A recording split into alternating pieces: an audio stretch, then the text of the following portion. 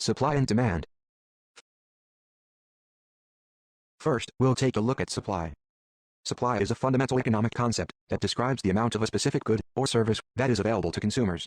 Supply can relate to the quantity available at a specific price, or the amount available across a range of prices. This relates closely to the demand for goods and services at a specific price.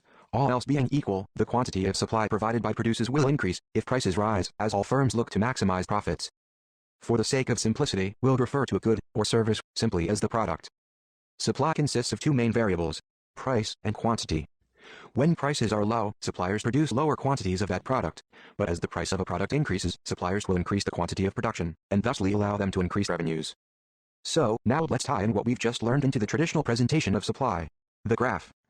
As we know, when prices are high, suppliers produce a higher quantity of a product. And when prices are low, suppliers will tend to produce lower quantities. Or in other words, a supplier has more incentive to increase production when prices are high as opposed to when prices are low, due to the potential of larger revenue. Now, let's take a look at demand.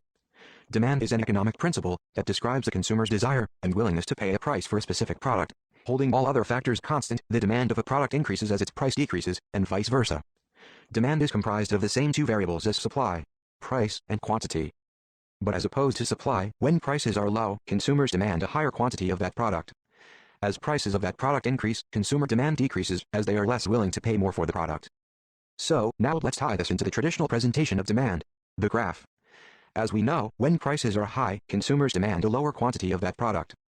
And as prices decrease, consumers will tend to demand higher quantities of that same product. In other words, there are more consumers willing to pay a little for an item than there are consumers willing to pay a lot. Now that we've covered both supply and demand separately, we'll take a look at the two concepts at the same time and examine the effect they have upon each other. We are now familiar with both graphs of supply and demand. Since they have the same variables, we can now combine the two to create a single graph for supply and demand. As we've seen earlier, when the price of a product increases, suppliers will increase the quantity of production.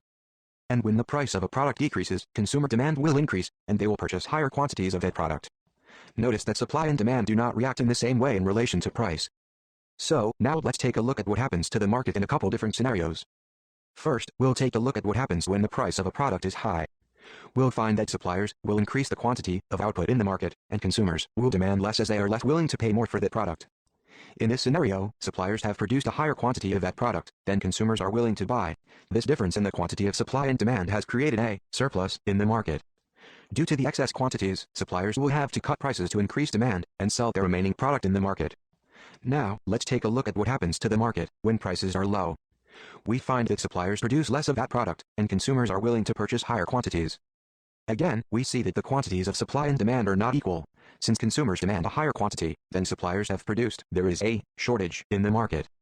In this situation, we find that the excess demand allows suppliers to increase prices due to the rarity of the product in the market. As we see, the market will fluctuate until it reaches a fair market value, in which the quantity of demand is equal to the supply, and therefore, eliminating any surplus or shortage. This is called market equilibrium.